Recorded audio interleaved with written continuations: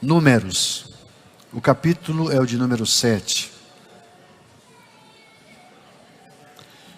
Vamos fazer a leitura de alguns versículos. Números capítulo 7.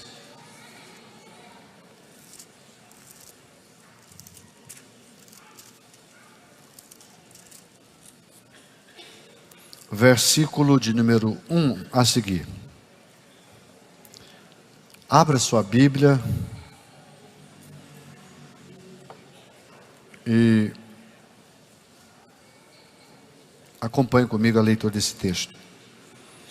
E aconteceu no dia em que Moisés acabou de levantar o tabernáculo e fez o quê? E ungiu e o santificou, e todos os seus utensílios, e também o altar e todos os seus utensílios, e os ungiu e os santificou. Que os príncipes de Israel, os cabeças da casa de seus pais, os que foram príncipes das tribos que estavam sobre os que foram contados, ofereceram. E preste atenção no verso 3. E trouxeram a sua oferta perante o Senhor. Eles trouxeram sua oferta perante o Senhor. 6 carros cobertos e 12 bois, por 2 príncipes, um carro e um para cada um boi. E os trouxeram diante do tabernáculo. E falou o Senhor a Moisés, dizendo: toma os deles e serão para servir aonde? Aonde? No ministério da tenda da congregação, e os darás aos levitas, a cada qual segundo o seu ministério. Assim Moisés tomou os carros e os bois e os deu aos levitas. Verso 7. 2 carros e 4 bois deu aos filhos de Gerson, segundo o seu ministério. 4 carros e 8 bois deu aos filhos de Merari, segundo o seu ministério, debaixo da mão de Itamar, filho de Arão, o sacerdote. Verso 9. Mas os filhos de Coate nada deu, porquanto o seu cargo estava o santuário, e os levavam aonde? E os levava aonde? Aos ombros. E ofereceram os príncipes para a consagração do altar. No dia em que foi ungido, ofereceram, pois, os príncipes a sua oferta perante o altar. E disse o Senhor a Moisés: cada príncipe oferecerá a sua oferta, cada qual em seu dia, para a consagração do altar. Até aqui. Bom, meus irmãos, eu estou lendo um texto que a priori, a princípio, parece não ter muito a ver com a nossa realidade, mas eu gostaria da sua atenção, porque nada que está na Bíblia está escrito por acaso. Está aqui porque Deus não dá e, portanto, mandou que Moisés, no caso, fizesse o que fez. Na verdade, esse capítulo, ele está lançando princípios. Preste atenção. Deus está lançando princípios que aqui deve ser observado, que servirá também de norte, de rumo, para todos aqueles que forem chamados para trabalhar no santuário do Senhor. Então, eu quero dar tema a essa mensagem. O tema da nossa reflexão é princípios divinos para cuidar do santuário de Deus. Você pode repetir comigo? Princípios divinos para cuidar do santuário de Deus. Então veja que essa passagem bíblica, nós encontramos esses princípios sendo estabelecidos por Deus pelo próprio Deus, não é? E ele se utiliza de quem? De Moisés. Através de Moisés, ele estabelece alguns princípios com relação ao serviço na casa de Deus, com detalhes impressionantes. Encontramos Deus orientando Moisés como ele queria que fosse desenvolvido o cuidado da casa de Deus. Eu preciso informar, baseado no texto, que na verdade o que está sendo construído aqui não é um templo imóvel, é um templo móvel, é uma tenda. O tabernáculo, que foi a primeira casa móvel que fora construída para que ali pudesse ser oferecido culto, sacrifícios a Deus, não é? E a partir daqui nós vamos aprender algumas coisas muito importantes que podem ser praticadas hoje. Então eu quero aqui, nessa introdução, fazer uma observação. Deus ordena a Moisés que o tabernáculo fosse ungido e santificado com todos os seus utensílios. A leitura, por si só, já mostra isso. O tabernáculo deveria ser ungido e santificado com todos os seus utensílios, ou seja, todas as peças que seriam usadas dentro do tabernáculo. Também determina, entre outras coisas, Deus determina 3 famílias de levitas, 3 famílias de levitas, para que fossem os responsáveis pela condução, né, o transporte, uma vez que o tabernáculo era móvel, montava-se e desmontava-se. Então, em um certo período, quando o povo parava, montava-se o tabernáculo e ele só era desmontado quando Deus determinava e eles seguiam viagem. Foi assim por 40 anos que aconteceu no deserto. Então, o que eu vejo aqui é que nós aprendemos alguns princípios que não podem ser esquecidos. E para a gente sublinhar isso, eu quero fazer uma pergunta. Você é feliz de ser chamado por Deus para servir no ministério? A pergunta é essa. Você se sente feliz por ser chamado para o ministério? Ou você está fazendo por obrigação? Ou você está fazendo porque não teve escolha?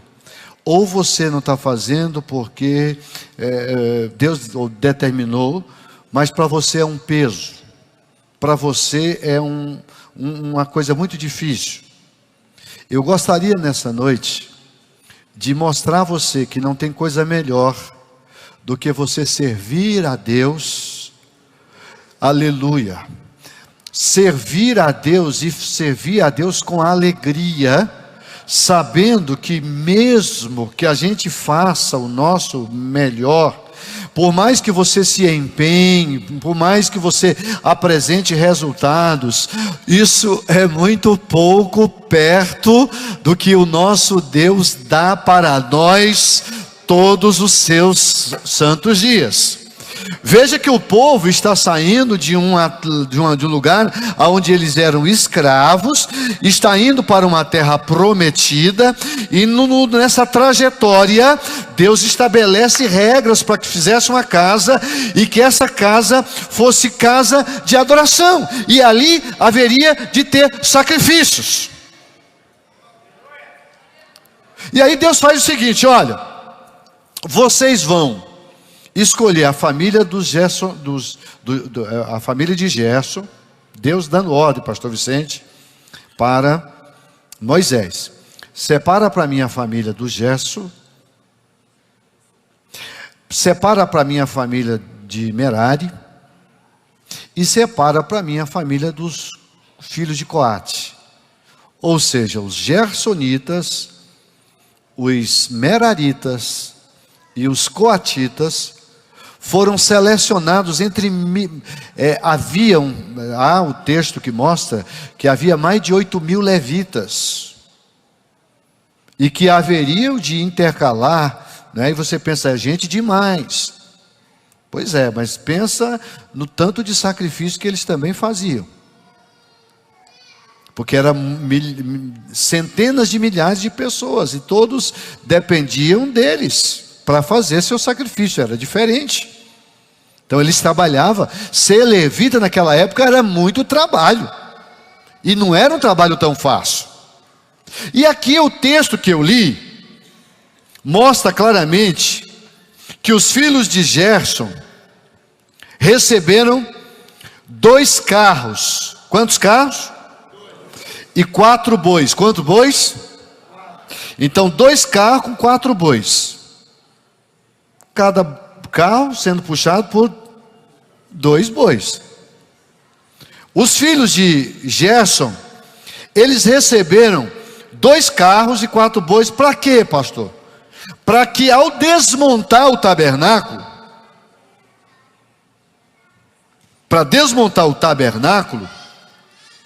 conduzir toda essa indumentária. Imagina o peso que era isso. Qual que era a missão desses gersonitas? Eles tinham a missão de levar a cobertura de pele, que era feita a cobertura, o teto era de pele, de animais, as cortinas, os véus, as cortinas do pátio do tabernáculo. Era uma casa dividida em 3 compartimentos, separadas em pátio ou átrio. O segundo compartimento, que era o lugar santo, e o terceiro compartimento, que era o lugar santo dos santos. Pátio, lugar santo e santo dos santos. Cada lugar desse tinha peças. Esses gersonitas tinham a missão de levar a cobertura de pele, as cortinas, os véus, as cortinas do pátio do tabernáculo. Por isso que receberam 2 carros e 4 bois. Já os meraritas, eles receberam a missão de levar com os 4 carros, diga 4 carros, e 8 bois. Receberam o dobro. 4 carros e 8 bois, para levar o quê? O que eles tinham que levar? Qual que era a responsabilidade dos meraritas? Eles tinham que levar as tábuas do tabernáculo, os varais, as colunas. Então veja que eram mais peso, né? As bases, as estacas e as cordas, todas as cordas do tabernáculo. Essa era, na verdade, a missão dos meraritas. Se você quiser encontrar isso, se você estiver anotando, a missão dos gersonitas está em Números 3, versículo 3, do 24 ao 26. A missão dos meraritas, dos gersonitas, é Números 3, 24 e 26. Números 4, versículo 31, 32 e 33, fala qual era a responsabilidade dos meraritas. Mas aí chegam os filhos de Coate. Os filhos de Coate, diferente das 2 famílias, com os seus levitas, não recebeu carro. Nem carro e nem boi. Diga, nem carro, nem boi.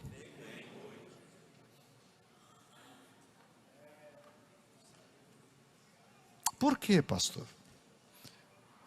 Porque Deus determinou que fosse assim. E qual era a missão deles? Os coatitas, diferente dos demais, que não receberam nem um carro, nem um boi, eles receberam a missão de levar o quê? Eles iam levar a arca, diga, a arca, a mesa, o castiçal, e o altar com todos os utensílios. E aí você me pergunta, pastor, mas não é injusto? Os primeiros receberam 2 carros e 4 bois.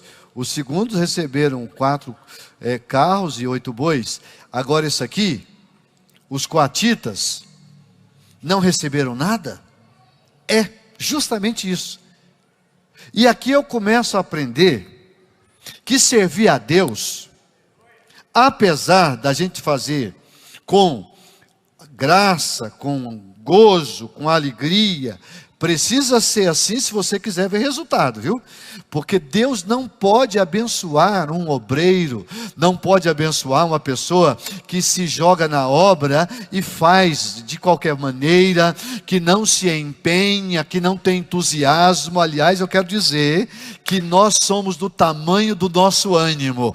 Sabe por que tem gente que não consegue ir além? Porque é desanimado, o ânimo está em baixa, perdeu o ânimo, perdeu a coragem, perdeu o entusiasmo. E uma pessoa sem entusiasmo é como um carro muito bom, mas sem gasolina, sem combustível, sem a capacidade de se movimentar. Deus nessa noite vai nos ensinar que por mais que você sofra, você deve ter a motivação necessária para fazer o que Deus está pedindo ou mandando você fazer. Então qual que era a missão deles? Carregar os pesos sagrados. E tinha que ser no ombro. Você sabe que, vamos dar um exemplo aqui de um deles, a arca.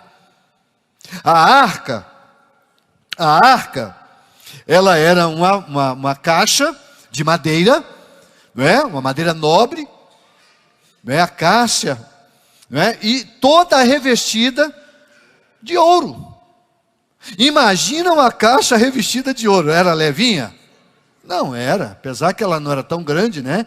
Ela não era uma caixa tão grande, mas era revestida de ouro, portanto pesada. Ela tinha varais, aonde 4 levitas, juntos, tinham a missão de levar a arca. Então um chegava de um lado, colocava a arca aqui, o outro atrás colocava a arca aqui, o outro do lado lá colocava a arca aqui, né? O varal aqui. Então 2 na frente, 2 atrás, carregavam a arca da aliança, o símbolo maior da presença de Deus no meio do povo. Se tem algo que você precisa entender, que dentro da linguagem, e eu aqui estou trabalhando princípios, essa é a proposta. Quando Deus começou a determinar como que Ele queria que as coisas acontecessem no templo, no santuário, Deus começou com um templo móvel, chegou a hora de ter um templo imóvel, mas o Deus continua sendo o mesmo, o Deus continua aqui exigindo que nós façamos com a mesma excelência que aqueles fizeram. Algumas coisas mudaram, mas o Deus continua o mesmo, e eu preciso continuar fazendo aquilo que Deus determina para que seja feito. Então veja só,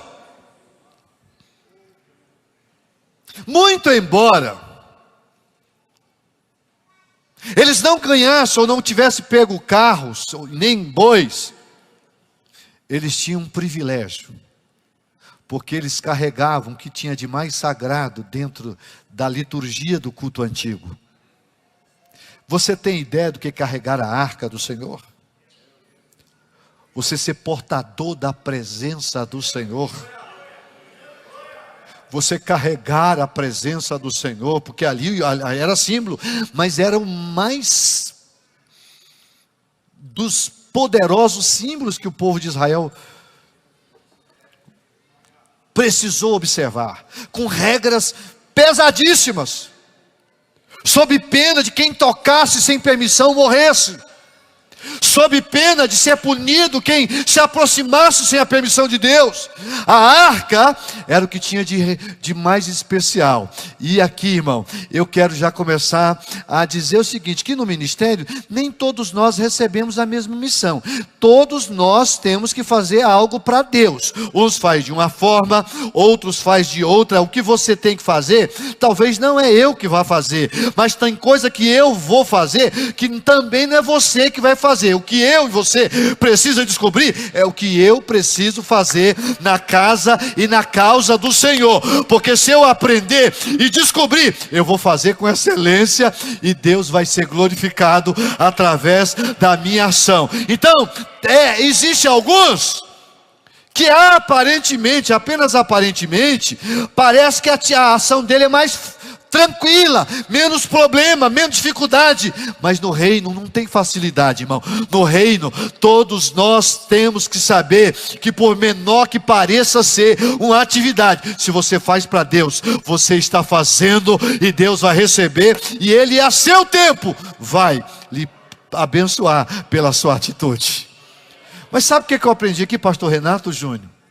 Que apesar de não receber carro e nem boi, todos os que tinham carro e boi tinham que andar no passo de quem não tinha boi, nem carro, nem boi. Diga assim: você pode até ter carro, você até pode ter boi, mas vai ter que andar no passo daqueles que não têm carro e nem boi.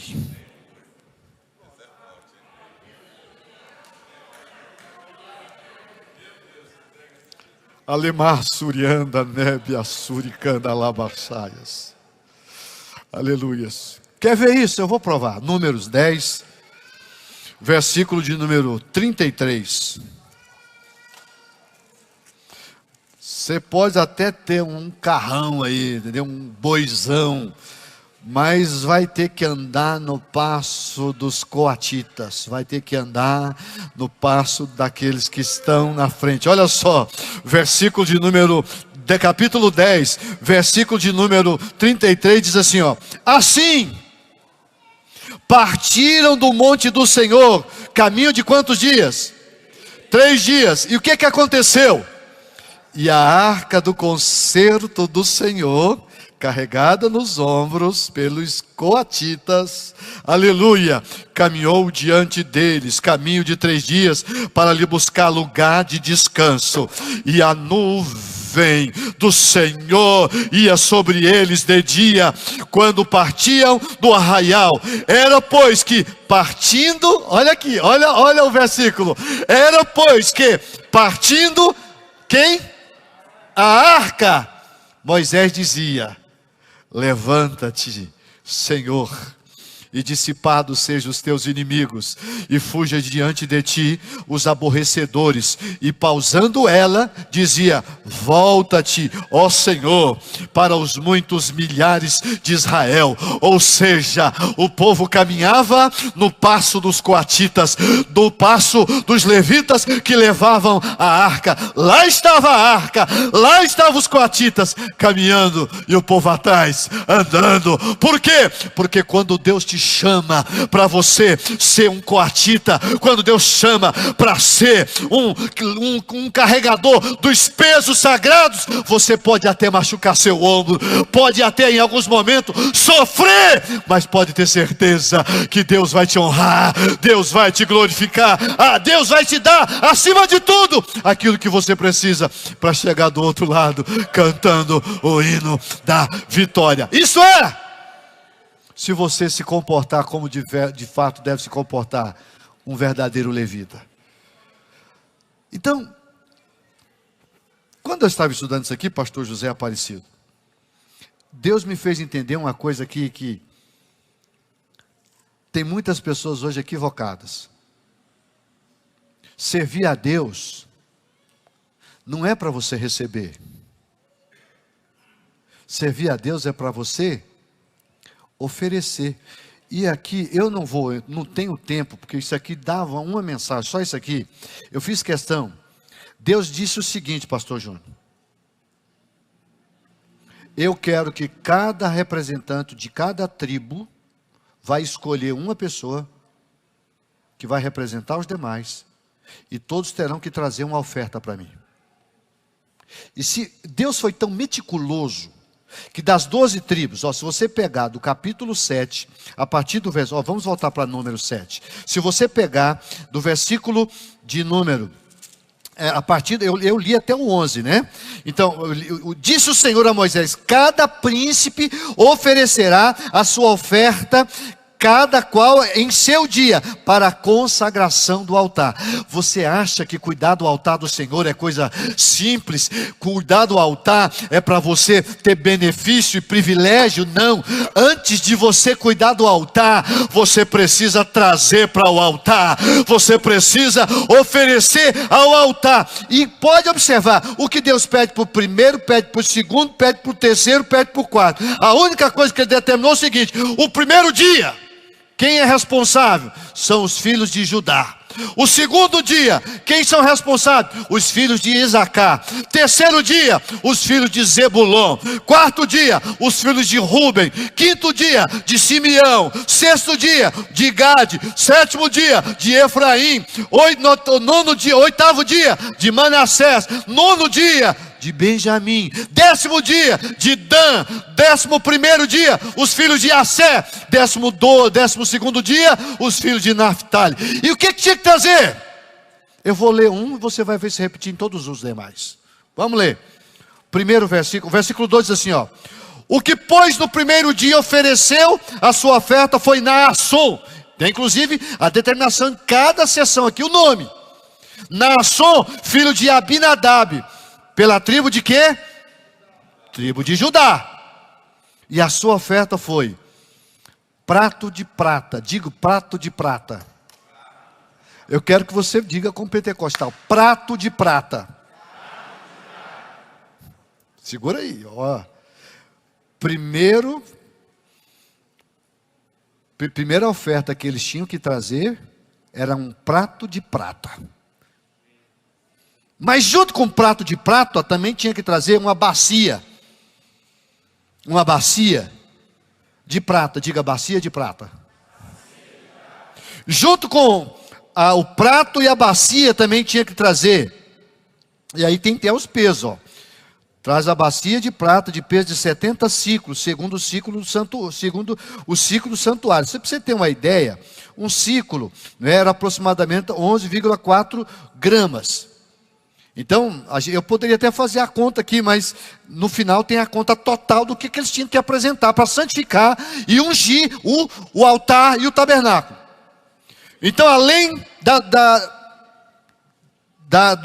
do prato, da bacia, Deus também fala o seguinte: eu também quero que vocês tragam, aleluia, segundo o ciclo do santuário, versículo 12, eu estou lendo.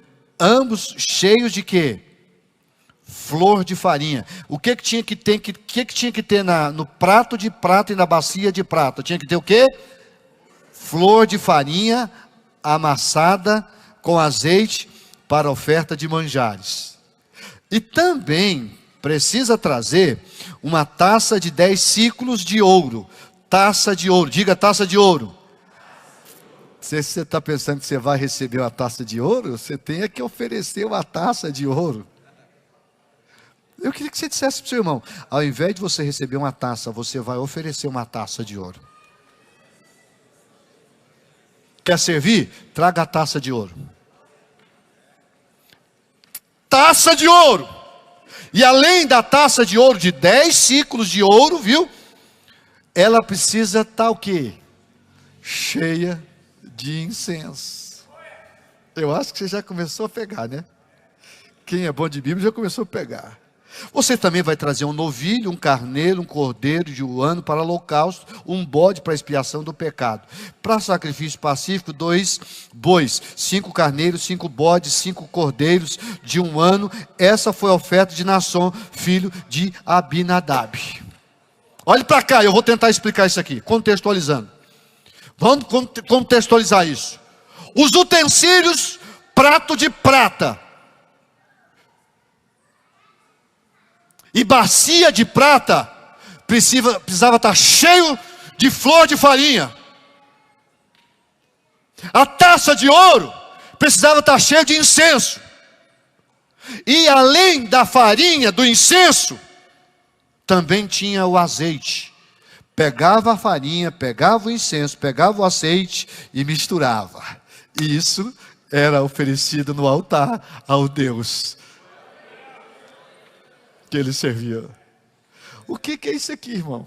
Isso aqui tem princípio, minha gente. Nós não fazemos hoje literalmente, mas espiritualmente nós temos que fazer o que esses sacerdotes faziam.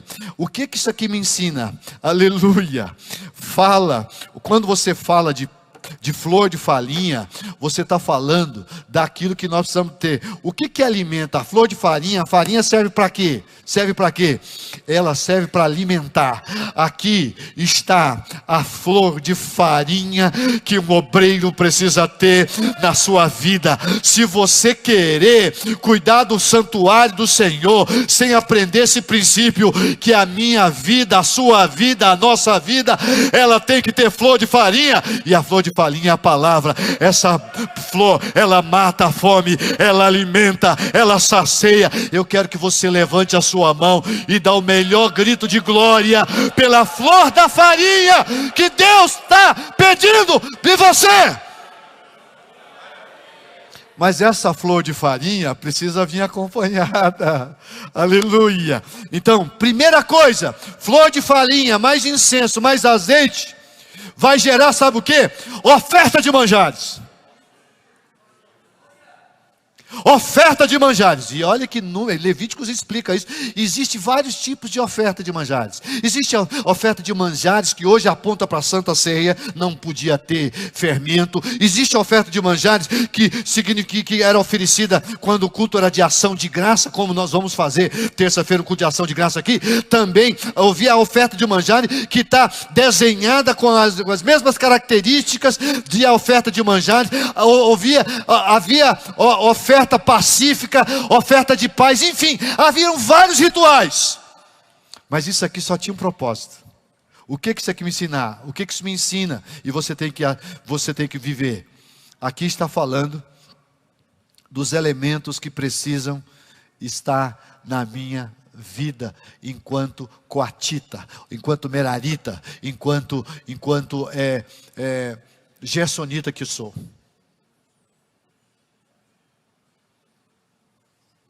O que isso significa, pastor? Aqui está dizendo que quando você tem farinha no prato e na bacia, você sempre vai ter alimento para alimentar as pessoas.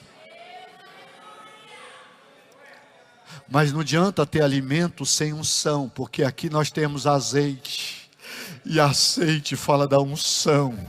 Oh, coisa boa é você ver uma mensagem cheia de azeite. Hoje eu estou pingando de azeite, né? É uma expressão que às vezes a pessoa usa, né? Ela está querendo dizer, eu estou cheio do Espírito Santo. Uma palavra ungida com azeite é diferente, mas principalmente quando ela vem também com o quê? Com incenso. O incenso aqui simboliza o quê? A nossa vida de adoração. Quando a gente aprende a oferecer com santificação, com separação, eu estou no altar e eu sei nitidamente que esse lugar é santo, que a casa de Deus é santa, que a presença de Deus é santa, e eu sempre tenho farinha, eu tenho unção e eu tenho adoração. Será que aquele crente que veio participar desse culto nessa noite tem um grito de glória, tem um louvor? Cadê o incenso desse povo aqui nessa noite? Deus quer que você dê o melhor grito de glória que você quer. Para quê? Para adorar o Deus que você serve. Farinha, palavra. Azeite, unção. Incenso, adoração. Você já viu uma pessoa quando está adorando mesmo? É diferente de quem está cantando, né? Você já viu? Quando uma pessoa está adorando, é diferente de uma pessoa que está cantando. Quando você vê uma pessoa pregando, e ele não só está jogando conhecimento, mas ele está se entregando no altar do Senhor, você sente a edificação, você sente a poderosa presença do Senhor. Deus nessa noite está presente nesse culto para fortalecer seu ministério.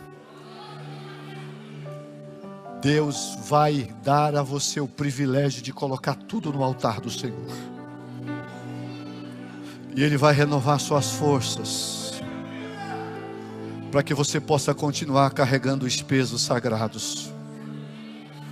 Dói às vezes ser pastor, dói às vezes ser um obreiro, dói às vezes você sente o cansaço, mas uma coisa eu posso dizer: não tem nada mais gratificante quando você vê Deus te abençoando, quando você vê Deus te usando, quando você faz algo que você sabe que fez para Deus, e você vê Deus levantando uma pessoa, Deus levantando um casamento, Deus renovando a saúde de uma pessoa, Deus transformando a vida de uma pessoa através do seu trabalho. Isso te proporciona uma alegria indizível, algo extraordinário. Sabe qual é a palavra que Deus me direcionou para você nessa noite? Ele vai renovar a fome, o desejo, a vontade de trabalhar para Ele. O Espírito Santo vai te dar aquela graça, aquela unção que vai lhe credenciar a levantar pessoas. O Espírito Santo vai te dar o poder, a unção, a graça. Para quê? Para que você seja instrumento de bênção.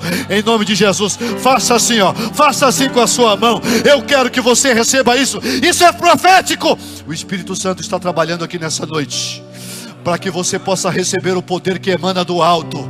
Você vai ser renovado em fé, você vai ser renovado em comunhão, você vai ser renovado em força, você vai ser renovado em graça, e vai sair daqui desejoso de ser o quartita, o merarita, o gersonita que Deus vai usar para trabalhar na casa e na causa do Senhor. Se você recebe isso, fecha a sua mão, dá o melhor grito de glória que você pode dar ao Deus que você serve.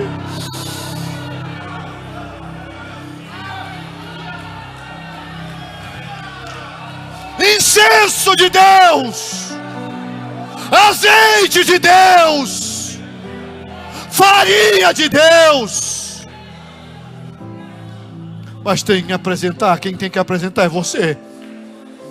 Mas eu quero concluir aqui.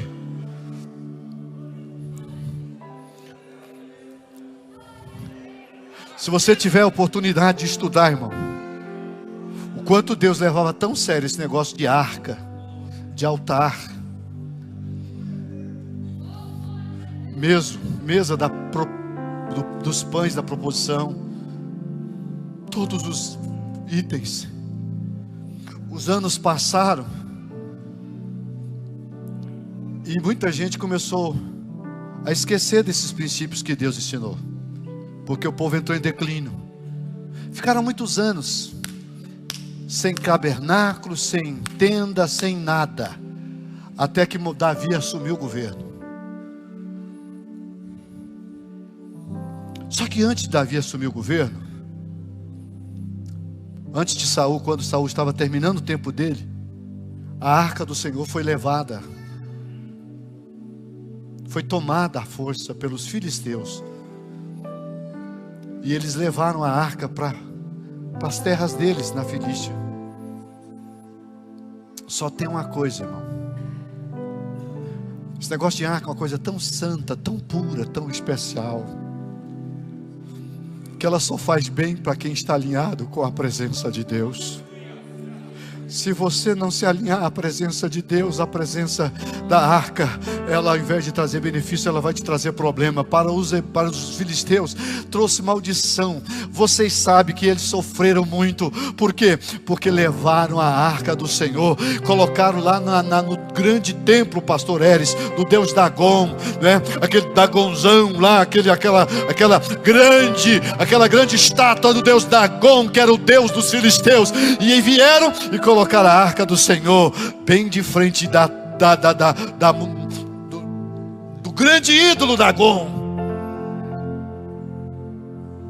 Deus não dá sua glória para quem está querendo abusar dela. Sabe o que aconteceu? No outro dia, quando levantaram, foram lá, pastor Valentim, a cabeça do Dagon estava de frente da arca, cabeça cortada no limiar.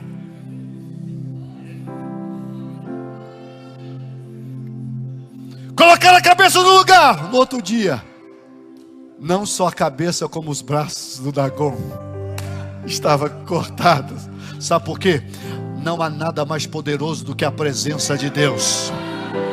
Seu maior patrimônio, que é aqui representado pela arca do Senhor, não é o seu maior patrimônio, não é a casa boa que você tem, não é o carro bom que você anda. Seu maior patrimônio não é a empresa que Deus te deu. Seu maior patrimônio não é as coisas dessa terra. Seu maior patrimônio é a poderosa presença de Deus na sua vida. Vou repetir: seu maior patrimônio é a presença de Deus. Só ela protege, só ela guarda, só ela tem o que você precisa. Sinta a presença de Deus aí na sua vida. Sinta a presença de Deus na sua vida, porque nada é melhor do que ser envolvido pela presença dEle. Como eles estavam abusando, você sabe o que Deus fez? Deus feriu as hemorroidas de todos eles. Deus mandou rato. Você sabe que você está com infecção na hemorroida e sendo perturbado por rato? A hemorroida para fora e rato te perturbando. Logo disseram: essa arca aí, ó, essa arca não está funcionando aqui, vamos voltar isso para onde ela veio, porque isso aqui não dá certo. Pegaram a arca e levaram novamente para os termos de Israel. Sabe por quê? A presença de Deus só pode funcionar quando você está santificado, quando você está no altar, mas está vivendo uma vida piedosa. O Espírito Santo quer que você faça jus. Respeite o altar do Senhor, respeite a presença do Senhor, viva uma vida poderosa, e você verá o Deus. Mas eu quero te dar rapidinho aqui algo que eu fiquei impressionado com isso aqui. Quando voltaram, pegaram a arca e colocaram na casa de um camarada chamado Abinadab. Fala o nome dele, como é que é?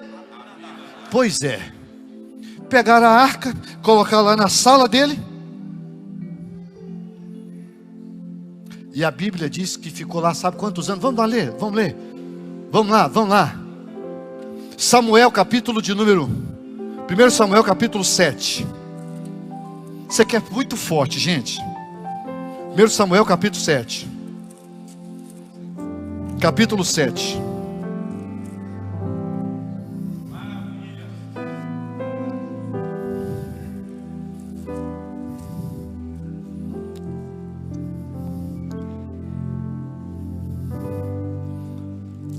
Aleluia. Capítulo 7. Segundo Samuel, capítulo 2 Samuel. É segundo Samuel, falei. É segundo. Capítulo 6, versículo 6. Hã? É 1 Samuel? 7. Perdão. Me comprometi. Equivoquei aqui com a 7. Versículo de número 21 do capítulo 6, encerra dizendo assim: ó, enviaram, pois, mensageiros aos habitantes de Queriate Jearim, dizendo: os filisteus remeteram a arca do Senhor, e desceu, pois, e fazei a subir a voz. A arca está de volta. Versículo 7. Então vieram os homens de Queriate Jearim, e levaram a arca do Senhor, e a trouxeram à casa de quem? Abinadab, no outeiro, e consagraram Eleazar, seu filho, para que guardasse a arca do Senhor, porque não era qualquer um, tinha que ser um levita. E consagraram Eleazar, seu filho, para guardar a arca do Senhor. E sucedeu, verso 2, que desde aquele dia a arca ficou em Queriate Jearim, e também tantos dias se passaram que chegaram até 20 anos. E o que acontecia? E lamentava toda a casa de Israel após o Senhor. Olhe para cá. Como é que pode uma arca tão poderosa ficar 20 anos dentro de uma casa e você não vê nada acontecendo nessa casa? Você não vê falar de milagres, você não vê falar de bênção, você não vê falar de nada extraordinário, mas a arca está lá. Eu quero crer que aquele povo acostumou com a arca. Sabe o que Deus me revelou aqui, pastor Cristóvão? Tem gente que acostuma com a presença da arca e faz a presença da arca um móvel comum. E aí ele toca sem poder tocar, ele perde toda a reverência à arca, porque ele não pode tocar de qualquer jeito. Quem podia tocar era só o sumo sacerdote, alguém que Deus determinava. Mas passou 1 ano, passou 2 anos, 3 anos, acostumou com a arca. A pior coisa que pode acontecer na vida de um crente é ele acostumar, é ele fazer comum a presença de Deus. Tem muita gente na igreja que está à semelhança da família de Abinadab. A arca está presente, mas ele não valoriza. Eu aprendo com isso o quê? Que não é a presença da arca que vai fazer a diferença. O que faz a diferença é como você respeita a presença dela, é como você valoriza a presença dela. E como é que eu sei disso? Davi assume, e aí eu encerro. Começa a governar. Ele diz: não posso permitir que a arca fique, eu preciso da arca em Jerusalém. E aí, descuidadamente, ele vai, pede para a família de Abinadab, porque Abinadab, os filhos lá da casa de Abinadab, entre outros, tinha 2 meninos lá, um chamava Iaô e o outro chamava Uzá. Esse Iaô, esse Uzá, passou 1 ano, 2 anos, 3 anos, 4 anos, 5 anos, 20 anos perto da arca. Acostumou com a presença da arca. E agora, esquecido de um princípio que Deus tinha estabelecido lá, aonde somente os escolhidos podiam levar a arca e não podia ser em carro. A pior coisa, irmão, é quando você quer colocar os pesos sagrados sobre as costas de outrem. Deus quer que você saiba que a presença dele não pode ser usada dessa forma. E pegaram a arca com a maior intenção, pegaram o melhor carro que tinha, se fosse hoje um carro zerinho, né? Um carro novo, a Bíblia diz que era novo o carro, e colocaram a arca, e lá vai usar do lado da arca, em cima do carro. E quando deu uma abacada lá, a arca foi cair, o rapaz abraçou com a arca, e você sabe o que aconteceu, né? Foi fulminado na hora. Morreu. Por quê? Porque não teve respeito para com a arca. Pastor, mas boa intenção. De boa intenção o inferno está cheio, gente. Não é só boa intenção. Primeiro, Deus, quando você quebra um princípio, o princípio te quebra. Aqui está sendo quebrado um princípio. Quando Davi viu aquilo, ele ficou desesperado. E aí ele mandou a mesma arca para a casa de um outro rapaz chamado Obed-edom. Qual que é o nome do rapaz? Ah, irmão, eu tenho tanta notícia boa da arca na casa de Obed-edom. Só para a gente encerrar, lê aí para mim.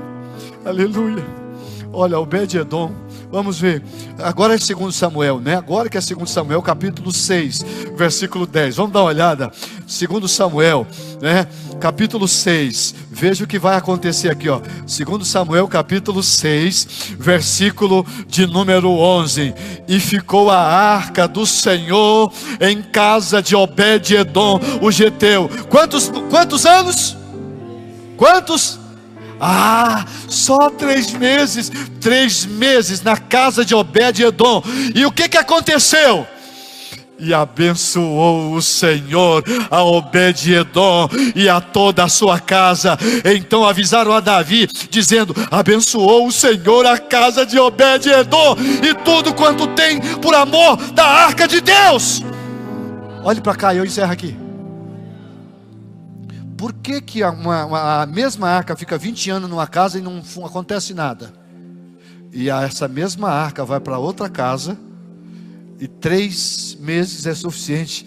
Irmão, se você for olhar o que Deus fez na casa de Obed-edom por causa da presença da arca, é algo extraordinário. Então o que eu aprendo e qual é o objetivo? Deus quer que nós saiamos dessa reunião dispostos a quê? A valorizar a presença de Deus. Valorize a arca. Valorize a presença de Deus. Deus quer usá-lo de uma forma sobrenatural. Tu não tens ideia do que Deus fará através do teu ministério. Deus renova o ministério de pessoas que estão nessa noite participando. Eu vou repetir: Deus renova o ministério de pessoas aqui nessa noite que vai olhar para a presença de Deus de forma diferente. Você pode ficar de pé, você pode levantar glorificando a Deus, você pode exaltar o Senhor. Cadê a vocal? Cadê? Nós vamos encerrar, mas eu quero que você nessa noite,